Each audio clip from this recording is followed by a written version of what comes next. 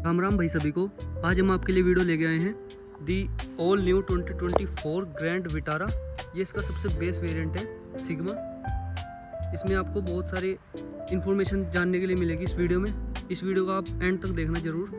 जिस भाई की गाड़ी है उनसे जानते हैं क्या कुछ इस गाड़ी के बारे में उन्होंने एक्सपीरियंस किया। मिलते हैं भाई से। भाई का नाम है वीरू काम्बोज। तो क्या करते हो भाई आप बाय प्रोफेशन? भाई मैं पहले जॉब करता था, फिलहाल मैं फुल टाइम फार्मर हूँ। फुल टाइम फार्मर है भाई। तो आपने 2024 में ग्रैंड विटारा का बेस वेरिएंट सिग्मा परचेज किया था, तो कितने की पड़ी थी आपको ये? भाई अराउंड मेरे को 12 साढ़े 12 के करीब पड़ गई थी। 12.5 के करीब। तो जब आप इसको लेने गए थे 12.5 लाख का आपका बजट था, तो उस बजट में आपके पास ऑप्शन क्या क्या थे? भाई सारे ऑप्शन आते हैं। सब 4 मीटर की मेरे पास टॉप मॉडल आ जा रहे थे या सेकंड टॉप मॉडल आ रहे थे। और जो इस सेगमेंट की गाड़ियाँ क्रेटा है, सेल्टोस है, इनके बेस मॉडल मिल रहे थे। तो पर मेरे को सबसे वैल्यू फॉर मनी यही लगा जो मेरी सारी नीड्स को फुलफिल कर रही थी, तो इसलिए मैं इसके साथ गया। जैसे अभी आपने बताया कि ये गाड़ी आपकी सारी नीड्स को फुलफिल कर रही थी, तो आपकी मेजर नीड्स क्या क्या थी जो इस गाड़ी ने आपको दी? भाई मेरी बहुत सारी नीड है, मैं तुम्हें वीडियो के साथ बताऊंगा जो जो इस गाड़ी की छुपी हुई खूबियाँ हैं, जो बहुत बारीकी से ही कोई जाएगा तभी उन्हें देख पाएगा। जैसे दूसरी गाड़ियाँ ना, उनका जो ग्राउंड क्लियरेंस है, अगर उनमें लगेज पूरा भर दोगे तो पीछे से बैठ जाती हैं और ग्राउंड क्लियरेंस कम हो जाता है। हमारे यहाँ के रास्ते जो जैसे मेरे को जो ट्रैवल करने होते हैं वो इतने अच्छे नहीं होते, तो जब फुल्ली लोडेड चलती हैं गाड़ियाँ तो वो इतना अच्छा परफॉर्म नहीं कर पाती उन रास्तों पे। तो इसलिए मेरे को एक ऑलराउंडर चाहिए थी जो हाईवे पे भी अच्छा चले और जो थोड़े अगर रास्ते ख़राब भी हो जाए तो उनमें भी दिक्कत ना करे, आराम से निकल जाए। ठीक है, लेकिन जैसे 12.5 लाख में आपने इसको परचेज़ किया, तो आपको ये ऑन रोड पड़ी थी या फिर एक्स शोरूम वो प्राइस था इसका? नहीं, ऑन रोड। ऑन रोड आपको 12.5 में पड़ी थी। ठीक है, जैसे आपने परचेज़ कहाँ से करी थी? ये मैंने परचेज करी थी हल्द्वानी से। हल्द्वानी उत्तराखंड से आपने इसको परचेज़ किया था। तो वो तो जो ऑन रोड प्राइस होता है वो तो वेरी करता है एरिया के अकॉर्डिंग, तो वहाँ पे आपको ये 12.5 के अप्रोक्स पड़ गई थी। ठीक है, तो इसमें एक चीज़ मेरे को आप बताओ, जैसे 12.5 लाख में आपने इसको परचेज़ किया, ठीक है, तो जब आप इसको लेने गए थे तो शोरूम वालों के साथ आपका एक्सपीरियंस कैसा था, स्पेशली नेक्सा के साथ? बहुत अच्छा था, बहुत प्रीमियम उनका सपोर्ट रहता है, बहुत अच्छे से वो कैटर करते हैं, अच्छा था। आपने इसको परचेज़ करने से पहले टेस्ट ड्राइव ली थी या फिर डायरेक्ट परचेज ही करा? टेस्ट ड्राइव ली थी मैंने, ऑटोमेटिक की भी ली थी, स्ट्रॉन्ग हाइब्रिड की भी ली थी और मैनुअल की भी ली थी। अलग अलग जगह से ली थी मैंने, मेरठ में भी ली है, हल्द्वानी में भी ली है, अलग अलग जगह से। ये ग्रैंड विटारा का बेस वेरिएंट है। बिल्कुल भाई। इसमें और भी वेरिएंट्स आते हैं, लाइक मतलब इसके टॉप मॉडल्स भी आते हैं, मिड वेरिएंट्स भी आते हैं। ये तो सिग्मा है, इसमें अल्फा तक भी जाते हैं, जेटा प्लस, ठीक है, अल्फा प्लस तक जाते हैं। ठीक है, तो उनकी तरफ आपने क्यों नहीं विचार किया कि आपने बेस मॉडल ही क्यों ली? मतलब या बजट का कोई इशू था या फिर इसमें आपको सब चीज़ें मिल जा रही थी? बस मेरी जितनी रिक्वायरमेंट थी वो सारी इसमें फुलफिल हो गई और जितने फीचर चाहिए थे मेरे को लगभग उतने सारे इसमें मेरे को मिल गए। तो फिर मैंने सोचा जितने का उसमें अपग्रेड करूँगा या मान लो मैं सीएनजी में जाऊँगा, जितने 1.5-2 लाख 3-4 लाख जो देना उतने के पेट्रोल में मेरा ये सारा काम ही कर देगी। एक्चुअली मैं चलता हूँ थोड़ा वैल्यू फॉर मनी के हिसाब से, तो उसके हिसाब से मेरे को ये इसमें मेरे सारे चीज़ें। तो मतलब फाइनली आपको ये वर्थ इट लगी गाड़ी? जैसे 12.5 लाख का आपका बजट था, तो उसमें सिर्फ आपने ग्रैंड विटारा ही देखी? नहीं, मैंने सारी देखी, सोनेट देखी है, सेल्टोस देखी है, वो बल्कि किया बिजनौर वाले जो हैं वो यहाँ पे मेरा मेरठ में पड़ता है, मतलब मेरा घर हस्तिनापुर में, और वो वहाँ से यहाँ पे मेरे को टेस्ट ड्राइव देने भी आ गए थे। बिजनौर से यहाँ पे आपको टेस्ट ड्राइव देने आ गए थे? मैं किया से मतलब खुश था, उनकी भी सर्विस बहुत अच्छी थी, बट वही है उसमें मेरे को फिर भी इस प्राइस में इतने नहीं मिल पा रहे थे उस टाइम पे कि मैं उनकी तरफ जाऊं। मेरे को ये ज़्यादा बेटर वैल्यू फॉर मनी लगा। आप सजेस्ट करते हो कि 2025 अगस्त के अंदर अगर इसको कोई बाय करना चाहे या फर्दर आगे कोई बाय करना चाहे तो आप ये वर्थ इट है उसके लिए? नहीं, अब तो इसमें बहुत फीचर कम हो गए, मतलब अब ये प्रॉपर बेस बन गई है, पहले बेस नहीं थी, अब ये प्रॉपर बेस बन गया। और इसका प्राइस में प्रॉपर बेस बना दिया, इसमें से सारे अच्छे फीचर तो लगभग रिमूव कर दिए, स्टेपनी रिमूव कर दी, प्रैक्टिकल फीचर भी ख़त्म कर दिए। तो अब मैं बिल्कुल नहीं मानता कि आपको सिग्मा पे जाना चाहिए। जाना है तो डेल्टा से ही शुरू करो, या सीधा अल्फा में, या स्ट्रॉन्ग हाइब्रिड लेना हो तो इसमें चले जाओ, या टोयोटा हाई राइडर में चले जाओ, वो बेटर ऑप्शन है। ये आपका स्मार्ट हाइब्रिड है, हाँ जी, ठीक है। smart तो जैसे स्मार्ट हाइब्रिड जो टेक्नोलॉजी है उससे आपको एवरेज में कुछ फ़र्क लगा? नहीं, मुझे ऐसा नहीं लगता कि स्मार्ट हाइब्रिड कुछ खास फर्क डालती होगी। ये अपने ड्राइविंग स्टाइल को ही सुधारना पड़ेगा, तभी एवरेज सुधरेगी। मुझे नहीं लगता स्मार्ट हाइब्रिड कुछ ज़्यादा रोल प्ले करती तो ऑलमोस्ट इसको 1 साल होने वाला है, जी। तो अभी तक का इसका ड्राइविंग एक्सपीरियंस कैसा रहा आपका? बहुत स्मूथ, बहुत अच्छा। आप बता रहे हो कि भाई ड्राइविंग एक्सपीरियंस बहुत अच्छा रहा आपका, लेकिन जैसे 10,000 के अप्रोक्स चल गया है, ठीक है, ठीक है। अभी हम डिस्कस कर रहे थे, तो 10,000 आपने बताया कि चल चुकी है। चल चुकी है। तो ऑलमोस्ट जाहिर सी बात है कि भाई आपने सर्विसेज भी कराई होंगी इसकी, हाँ जी, 2 से 3 सर्विस इसकी हो गई होंगी, 2 सर्विस हो गई, तीसरी अभी ड्यू है। तीसरी भी ड्यू है। हाँ, तो 10,000 जब सर्विस कॉस्ट जैसे फर्स्ट और सेकंड सर्विस इसकी हो गई है, तो उनकी कॉस्ट क्या थी? आप उससे सेटिस्फाई हैं या फिर? वो तो बिल्कुल ही फ्री थी, हम्म, पर मैंने अभी क्या कहते हैं, मैंने उनसे कोटेशन ले लिया था कि जो ऑयल चेंज होगा मेरा, तो वो वाली सर्विस का चार्जेस कितना होगा। तो उन्होंने बोला सर 250 से लेके 2800 तक। 2,500 से लेके 2800 तक। तो बहुत ही मिनिमम अमाउंट नहीं लग रही आपको ये भाई? इतने कम में सर्विस हो जा रही है इसकी?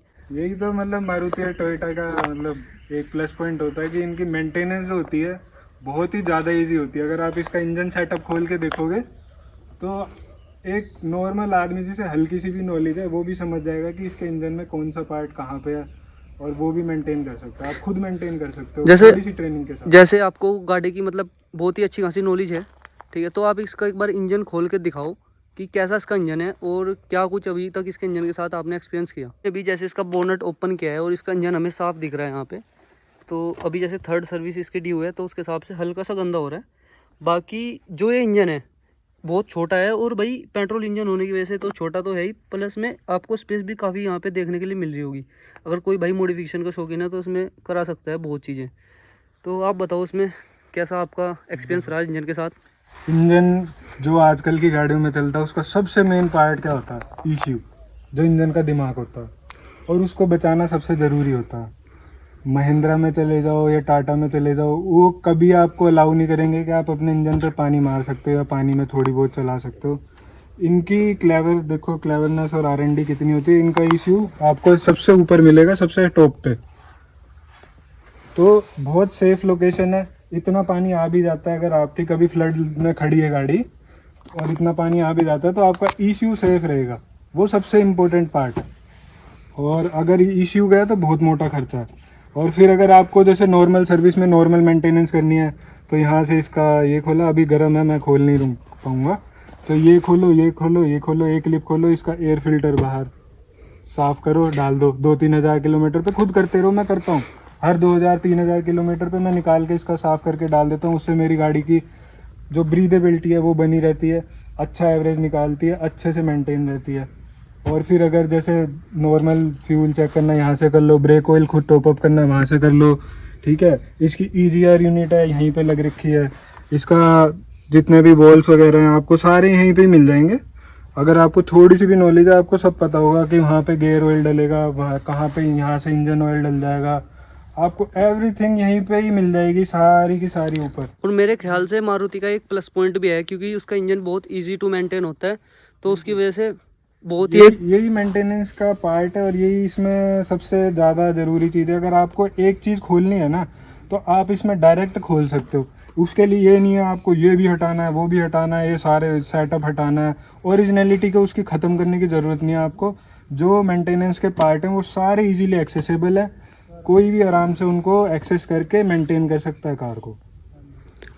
ठीक है। अब इसको बंद करते हैं, बाकी आप वीडियो में बने रहे, आगे की बातें हम करते हैं। मॉडल है जैसे कि आपका, तो इसमें की आपको कैसी मिली थी कंपनी से? सेंटर लॉकिंग थी या फिर नहीं थी, आफ्टर मार्केट लगाई? स्टार्ट स्टॉप बटन तक आता है, दोनों साइड पे आपको पुश वो अंदर एंट्री के लिए, हाँ मतलब वो रिक्वेस्ट सेंसर मिलते हैं, सेंसर जो होते हैं दोनों साइड मिलेंगे आपको। इधर ड्राइवर साइड में भी है और उधर पैसेंजर साइड में भी है। भाई दोनों साइड आपको रिक्वेस्ट सेंसर देखने के मिलेंगे। और जैसे आप बता रहे थे कि बेस वेरिएंट में अब जो आ रहा है उसमें काफ़ी चीज़ें नहीं आ रही हैं, वो आप समझा दो भाई हमारे व्यूवर्स को कि क्या कुछ है। जो बॉडी कलर ये ORVM है, ये ख़त्म कर दिया, ये भी ब्लैक कलर का कर दिया। और बाहर से और जो चेंज करा है, मैंने सुना है कि शायद उसमें ये भी प्रोजेक्टर भी हटा दिया गया है, मेरे को उसका कंफर्मेशन नहीं है, वो भी है। बाहर से तो यही करा है, बाकी अंदर से तो बहुत ही फीचर हटा दिया है। अंदर से जैसे उसमें स्टार्ट स्टॉप बटन तो है, लेकिन जो स्टीयरिंग माउंट कंट्रोल्स हमें देखने के लिए मिलते हैं, ये आप देख पा रहे होंगे यहाँ पे, इसमें जो इन कंट्रोल्स आ रहे हैं उसमें नहीं है, बिल्कुल आपको ऐसे मतलब फ्लैट देखने को मिलेगा, कोई भी कंट्रोल नहीं आता। यहाँ पे जो इंफोटेनमेंट सिस्टम है वो तो इसमें भी आफ्टर मार्केट लगाया है, लेकिन भाई उसमें भी नहीं आ रहा। लेकिन इसमें स्पीकर कंपनी ने दिए थे। और आपको और अगर फीचर दिखाऊं तो इसमें देखो, यहाँ पे भी मिरर है ड्राइवर के लिए और पैसेंजर में भी है, उसमें नहीं है, उसमें शायद दोनों ही ख़त्म कर दिए।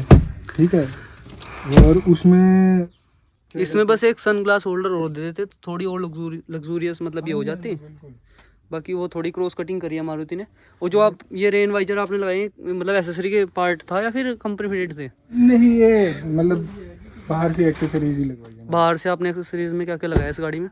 ये रेन वाइजर लगाए हैं, ये लगाया है, बाकी ये कर्टेन लिए हैं, इसमें यहाँ पे नेल्स के प्रोटेक्शन के लिए लिया है। और मैंने ये बाकी नंबर प्लेट वगैरह, और उसके बाद में बाहर से तो बस इतना ही है। बाकी है ना, इंटीरियर में करवाया था मैंने, सीट कवर चढ़वाए थे और एक म्यूज़िक सिस्टम लगवाया था। ठीक दो है। स्पीकर कंपनी के हैं, 2 स्पीकर मैंने JBL के अलग से लिए। और जो इसकी भाई ये लाइट यहाँ पे मैं देख पा रहा हूँ टूट रखी है, तो ये कैसे मतलब क्या हुआ था? ये टिर्री पर ध्यान दे इसका। खड़ी गाड़ी में यार ऑटो वाला मतलब हिट कर गया। तो भाई कोई ई रिक्शा वाला मार गया इसमें खड़ी गाड़ी में, उसको तो आजकल कुछ कह भी नहीं सकते। उसको क्या ही कर सकते हैं उसको। ठीक है। और इसमें भाई जो टायर आता है, टायर साइज, हाँ भाई, इसमें भाई अपोलो का टायर आता है कंपनी से। और भाई इसकी प्रोफाइल जो रहने वाली है, मड प्लस स्नो ग्रेड का टायर है और 17 इंच के टायर है। इवन डिग्गी में भी यही सेम साइज है। डिग्गी में भी 17 इंच है, मॉडल भी लोगे तो भी यही साइज मिलेगा आपको, बट उसमें अलॉय भी ला जाएगा। बस उसमें सिर्फ ये एलॉय हो जाएगा, बाकी साइज में इसमें एक भी चीज़ चेंज नहीं होगी। तो एकदम बस इसका अगर एलॉय लगवाना है ओरिजिनल तो ये है लगवा, वो लगवा, टायर प्रोफाइल चेंज कराने की कोई भी जरूरत नहीं। लगभग 1 साल होने वाला है, तो आपने सबसे लंबी जर्नी या फिर ये कह लो कि आपने एक साथ लगातार नॉन स्टॉप कितने किलोमीटर तक गाड़ी चलाई है? नॉन स्टॉप मैंने एक बार चलाई थी, ये लगभग 350 किलोमीटर। मैं गया था यहाँ से और सीधा हरियाणा में। हरियाणा में जगह बता सकते हो? हरियाणा में हम गए थे Sirsa. Sirsa 350 kilometre non stop. Non stop तो थकान महसूस हुई? बिल्कुल नहीं, 5 पैसेंजर एकदम फ्रेश गए, कोई दिक्कत नहीं। एक बच्चा था, 4 बड़े थे और सामान पूरा फुल्ली लोडेड, पूरी डिग्गी। इवन मेरे को पार्सल ट्रे हटा के भी सामान ऊपर तक लोड करना पड़ा, इतना सामान। ठीक है, लेकिन मुझे एक चीज़ बताओ आप, जैसे आपने 350 किलोमीटर का डिस्टेंस ट्रैवल करा था इससे, तो उसमें जाहिर सी बात है आपने हाईवे का भी डिस्टेंस कवर किया होगा और सारा ही हाईवे था। City drive. सारा हाईवे था, सिटी बस मुश्किल से थोड़ी बहुत छोटी मोटी पड़ी थी। और बीच में बस एक बार हरियाणा में एक जगह आई थी, मतलब ऐसा मान लो आप लगभग 40 किलोमीटर का पैच, वो सिंगल लेन था। उसमें क्या होता है कि ब्रेकर बहुत बड़े बड़े हैं, लगभग इतने बड़े बड़े उसमें ब्रेकर आते हैं। तो वहाँ पे एवरेज कितना निकाल के दिया इसने? भाई एवरेज देखो, अगर इसको चलाओगे 80 के नीचे तो दे देगी 20 प्लस। नहीं, आप सिटी और हाईवे का अलग बता दो, फिर उससे ज़्यादा तो क्लियरिटी हो जाएगी। मेरा चलाने का पैटर्न 2 है, मतलब एक तो मैं बिल्कुल, एक बार मैंने एवरेज निकालने की ट्राई करी थी तो मेरे को निकाल के दिया था इनने लंबे पैच पे, बता रहा हूँ मैं, 100-150 किलोमीटर की। तब मैं 80, 90, 85 ऐसे चला तो इन्हें 20 प्लस दिया। और जब मैं नॉर्मली जैसे चला 100, 120, भाई लंबा जाना होता है, थोड़ा तेज चलना पड़ता है जब हाईवे आता है, तो उसमें ये आराम से मेरे को 18 निकाल के दे देती है। 18 तक का आपको इजीली माइलेज मतलब मिल जाता है। आराम से। और वो डिपेंड करेगा भाई किस तरह से, मतलब लाइट फूड चलाते हो, हार्ड फूड चलाते हो। सिटी में जाओगे तो ये 14 पे ही जाएगी। 14 पे जाएगी। एक बार इसका बूट स्पेस और चेक करा देते हैं। यहाँ पे इसमें जो रियर पार्किंग कैमरा था वो कंपनी फिटेड था? नहीं, बाद में वो आफ्टर मार्केट ही लगा है। ठीक है। इसमें बूट में भी रिक्वेस्ट सेंसर है। यहाँ पे बूट में भी भाई इसमें रिक्वेस्ट सेंसर मिलेगा। और ये देखो भाई बूट स्पेस इसमें भाई बढ़िया मिल जाता है। और सीट्स जो हैं पूरा है और एकदम यहाँ से एकदम, हाँ मतलब फ्लैट है बिल्कुल, ऐसे डिप करके आपको सामान उठाना नहीं पड़ेगा। जैसे आपने बैठना भी है तो बैठ जाओ आराम से, धो लो। और गद्दा भी लगाना है अगर और आप भाई कैंपिंग साइड करते में हो, भी आप सामान रख सकते हो। साइड में भी रख सकते हो, नीचे भी रख सकते हो। यहाँ पे भी मतलब नीचे यहाँ भी पे सामान हम नीचे भी भर के एडजस्ट लेके कर जाते हैं। सकते हैं हाँ, मतलब। हम नीचे भी सामान लेके जाते हैं। ये अपना जो ये रैक है ये ऐसी खड़ी रहेगी, अपने आप एडजस्ट हो जाती है। बाकी इसका आप वो देख सकते हो, ये भी सेम साइज है एकदम। स्टेपनी तो अभी तक अनयूज्ड है। बिल्कुल, अब मैं इसे सर्विस में रोटेशन करवा दूंगा इसका। कौन से टायर के साथ? इसमें मैप दे रखा है उन्होंने ही सर्विस बुक में। वो इस बार बुक तो मिली नहीं है, ऑनलाइन ही है। तो उसमें उन्होंने पूरा मैप दे रखा है कि इसको यहाँ पे डालना है, उसको वहाँ पे डालना है, और पूरा उन्होंने बताया अच्छा, मतलब कैसे पूरा रोटेशन करना है। तो उससे मतलब 5 टायर हमेशा मेंटेन रहेंगे। ठीक है। और वो मतलब उनकी जो घिसाई है वो भी बराबर लेवल में आएगी। हाँ, 5 की बराबर आएगी। हर 10,000 किलोमीटर पे एक रोटेशन देना। तो भाई वो चीज़ बहुत अच्छी है भाई, आप नोट करो और अपनी गाड़ी में अप्लाई करो। लेकिन वो तब होगा सबको करनी चाहिए। जब आपका टायर साइज सेम होगा।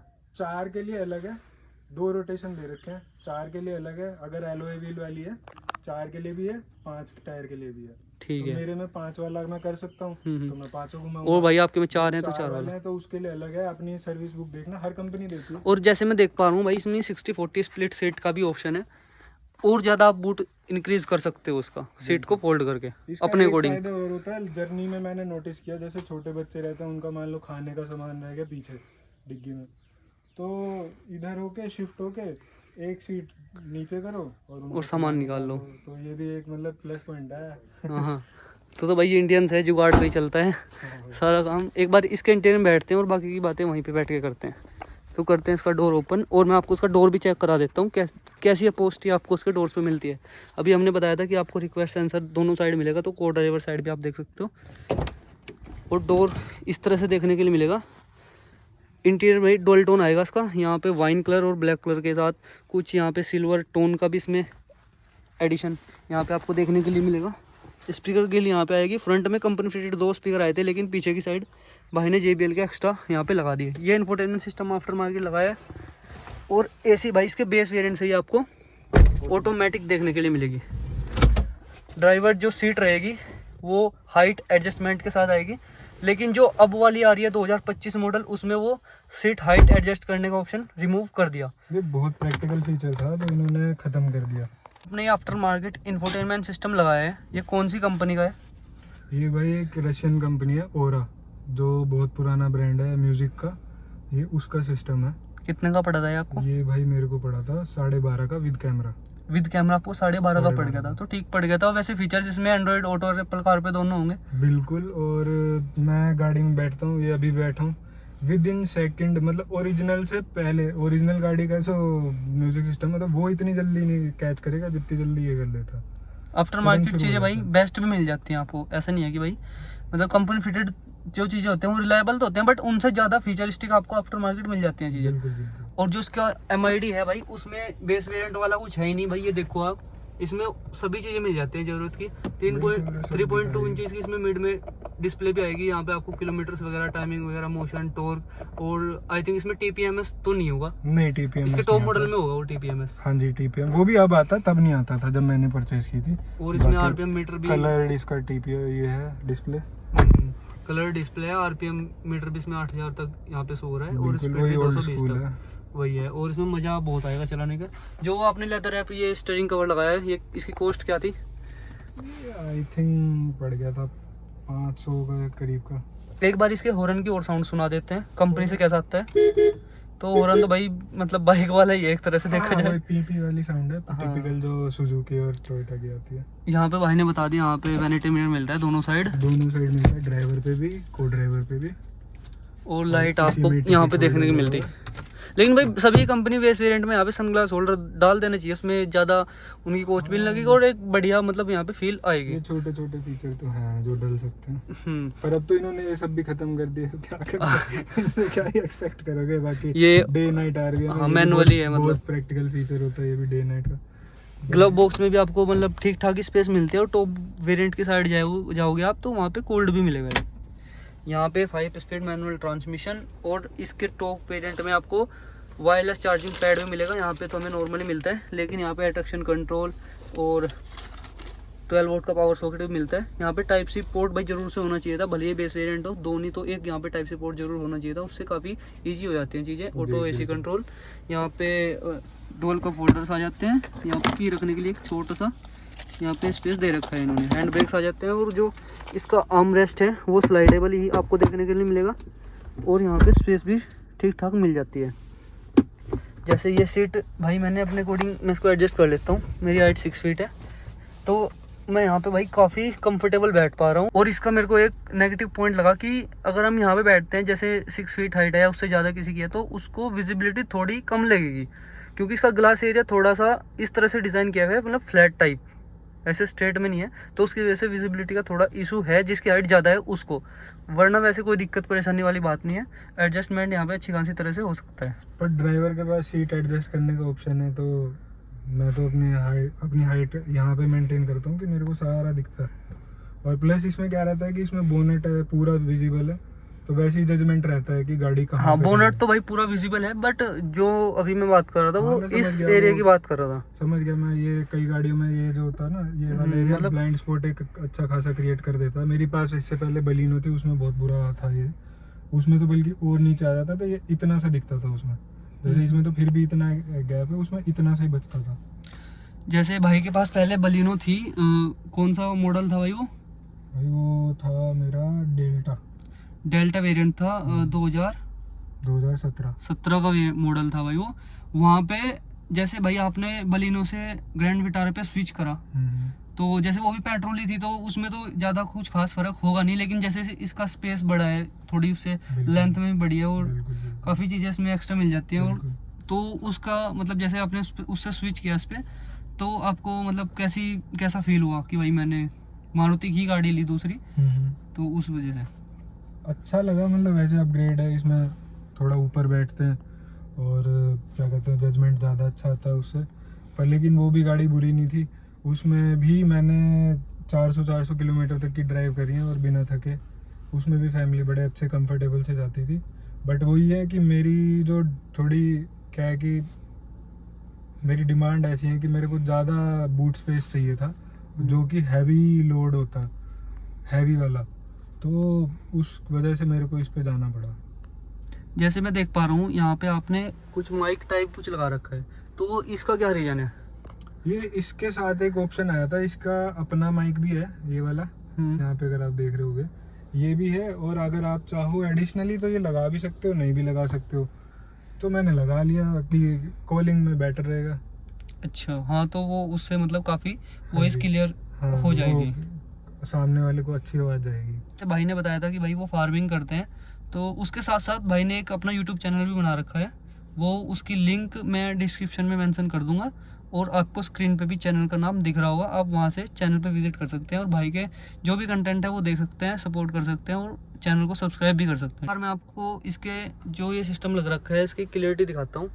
यहाँ पे आप देख पा रहे होंगे ये जो GPS लग रखा है बिल्कुल क्लियर विजिबल हो रहा है यहाँ पे, ये आप देख पा रहे होंगे सारी लोकेशंस वगैरह, ये अगर मैं आपको चला के दिखाऊँ।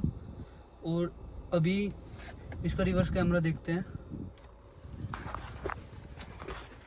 जैसे हम इसको रिवर्स गियर में शिफ्ट करेंगे तो यहाँ पे भाई रिवर्स कैमरा मतलब डिसेंट है, ज़्यादा क्लियर नहीं है, लेकिन गाइडलाइंस प्रॉपर यहाँ पे गाइडलाइंस काम करती हैं इसकी। अगर मैं आपको रिवर्स करके दिखाता हूँ तो गाइडलाइंस यहाँ पे प्रॉपर तरीके से वर्क करती हैं, ये देख पा रहे होंगे आप। तो भाई कुछ चीज़ें तो हैं जो मारुति में बहुत अच्छी देखने के लिए मिलती हैं। अगर इसका आप कंपनी फिटेड स्टीरियो लोगे तो उसमें भी आपको ठीक ठाक ही मिलेगा, लेकिन ये नहीं है उसमें बेटर मिलेगा शायद, हुंडई का भी बेटर होता। मैंने देखा था एक तो होंडा का जो अब वाला तो मुझे पता नहीं, पर होंडा सिटी में जो पहले आ रहा था वो लगभग इसी क्वालिटी का ही है, मतलब सेम सही है। हाँ, वो मतलब ऐसा कोई दिक्कत नहीं है, आफ्टर मार्केट जैसे इसमें और भी फीचर्स मिल जाते हैं। तो हाँ, कैमरा बल्कि कैमरा मैं अपग्रेड करूंगा अब, जब अगली अपग्रेडेशन पे जाऊंगा ना, मैं थोड़ा म्यूजिक सिस्टम में स्पीकर्स को और अपग्रेड करूंगा और एक दो मेरे को लाइट अपग्रेड करनी है। इसकी लाइट बहुत बड़ा इसका ड्रॉबैक है, रात में इसकी मतलब लाइट उतनी अच्छी नहीं है जितनी ये इस बड़ी गाड़ी के लिए होनी चाहिए। मतलब स्लो स्पीड पे चल सकते हो, पर हाई स्पीड पे अगर आपको जाना है 80+ जाना है तो उसके लिए सफिशिएंट नहीं मानता मैंने। तो आप मतलब अपग्रेड करना चाहते हो लाइट्स को? बिल्कुल, लाइट्स में इसकी बिल्कुल अपग्रेड करूंगा, या तो ओरिजिनल को अपग्रेड करूंगा LED डाल के, और वरना इसमें मैं HID या फिर ऑक्सिलरी बल्ब लगवा दूंगा एक्सटर्नल। तो अभी एक बार इसका रियर स्पेस चेक कर लेते हैं, रियर में क्या कंफर्ट मिलता है हमें। और इसका मैं आपको डोर भी दिखाता हूँ ओपन करके, रियर डोर कैसा देखने को मिलता है। ये देख सकते हो आप, यहाँ पे भी हमें डुअल टोन की फिनिश मिलती है। और सीट कवर भी भाई ने आफ्टर मार्केट लगाए थे, तो भाई उसकी फिनिश भी यहाँ पे काफ़ी अच्छी खासी देख रखी है, डिज़ाइन वगैरह सब। अब जैसे ये सीट मेरी हाइट के अकॉर्डिंग एडजस्ट है, तो यहाँ पे भाई मेरे को स्पेस में तो कोई भी प्रॉब्लम नहीं हो रही। यहाँ पे 3 बंदे 3 अडल्ट यहाँ पे अच्छे से बैठ के जा सकते हैं। लेकिन इसमें थोड़ा सा एक नेगेटिव चीज़ क्या है, यहाँ पे हमें हम्प देखने के लिए मिलता है। किसी को परेशानी हो सकती है, बट कोई अच्छे से बैठ सकता है, ऐसी नहीं है कि भाई इसकी वजह से ज़्यादा कुछ परेशानी होने वाली है। लेकिन यहाँ पे स्पेस अच्छा खासा है, तो उसकी वजह से यहाँ पे 3 बंदे भी कंफर्टेबल लॉन्ग जर्नी भी कर सकते हैं। और यहाँ पे हमें लाइट्स भी मिलती हैं, जिनकी वजह से नाइट में हमें अगर कुछ भी यहाँ पे वर्क वगैरह करना हो तो उसकी विजिबिलिटी में अच्छी खासी मिल जाती है। अभी यहाँ पे पार्सल ट्रे भी आफ्टर मार्केट लगी थी। और भाई सभी पैसेंजर्स के लिए इसमें हेडरेस्ट मिलते हैं देखने के लिए, और वो भी एडजस्टेबल। यहाँ पे हमें ये रियर पैसेंजर्स के लिए जो है आर्म रेस्ट मिलता है with dual cup holder. Rear में एसी वेंट्स मिलते हैं, जिनको हम यहाँ से एडजस्ट कर सकते हैं। इसके भाई बेस वेरिएंट में आपको कोई भी टाइप सी पोर्ट नहीं मिलता, आफ्टर मार्केट आप लगा सकते हो। और जो सीट बेल्ट है इसकी, उसको भी हम एडजस्ट कर सकते हैं, मतलब उसमें हाइट एडजस्टमेंट का फीचर आता है, अपने अकॉर्डिंग आप एडजस्ट कर सकते हो, जो काफ़ी एक प्रीमियमनेस इंक्रीज़ कर देता है हमारी गाड़ी के अंदर। और कैबिन भाई काफ़ी ज़्यादा साइलेंट है पेट्रोल इंजन होने की वजह से, और इंसुलेशन भी इसमें ऐड ऑन कर रखी है। और अंदर से भाई जो डैशबोर्ड है वो कुछ इस टाइप से देखने के लिए हमें मिलता है। भाई हमारी ग्रैंड विटारा 2024, आपको अगर ये ओनरशिप रिव्यू बढ़िया लगा हो तो आप वीडियो को लाइक करें। जिस भाई ने अभी तक हमारे चैनल को सब्सक्राइब नहीं किया वो चैनल को सब्सक्राइब कर लें। कमेंट करके बताइए आपको ये वीडियो और ये ग्रैंड विटारा कैसी लगी। अगर आपको किसी भी और गाड़ी का रिव्यू चाहिए या फिर डिटेल्ड वॉक अराउंड चाहिए तो आप उसका भी कमेंट कर सकते हैं। तो भाई अगर आपने पूरी वीडियो देख ली है तो लास्ट में हमारा मैसेज ये है कि गाड़ी जो मर्जी हो, उसमें आपकी सारी नीड्स को सेटिस्फाई करने की ज़्यादा से ज़्यादा कैपेबिलिटी होनी चाहिए, वही गाड़ी आपके लिए सबसे बेस्ट होती है। और स्पेशल थैंक्स टू रित्विश भाई, ये मेरे गाड़ी का रिव्यू करने के लिए सहारनपुर से है। मैंने भाई की वीडियो देखी थी और भाई बहुत अच्छा रिव्यू करते हैं, गाड़ियों का असेसमेंट अच्छे से करते हैं, प्रोज एंड कॉन सारे दिखाते हैं। तो please do like his channel and subscribe to his channel.